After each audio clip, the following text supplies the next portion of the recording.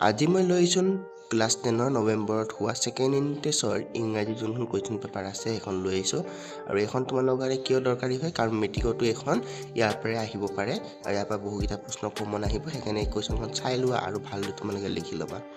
যদি কিবা বুজি নোপোৱা মোক কেলা কমেণ্টত জনাবা আৰু যোনখিনি এইখিনি টিক মাৰ্ক দিয়া আছে সেইখিনি ভুলো হ'ব পাৰে কাৰণ মই চোৱা নাই এতিয়ালৈকে যেতিয়া পিছত তোমালোকে যদি দৰকাৰ হয় মোক কমেণ্টত দিবা মই তোমালোকক ইয়াৰ এনচাৰখিনি নিশ্চয় দি দিম এই তোমালোকে লিখি ল'বা ভালদৰে ভিডিঅ'টো পোষ্ট কৰি পিনে তোমালোকে লিখি ল'বা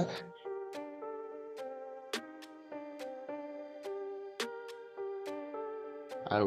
বৰ বেছি ডাঙৰ কুৱেশ্যন অহা নাই সৰু সৰু কুৱেশ্যন আহিছে বুজি নাপালে মোক কমেণ্টত জনাবা ভিডিঅ' যদি ভাল লাগে মোৰ চেনেল ছাবস্ক্ৰাইব কৰি ৰাখি দিবা তোমালোকে এইটো ইমানে যদি ভিডিঅ'টো ভাল লাগে লাইক কৰিবা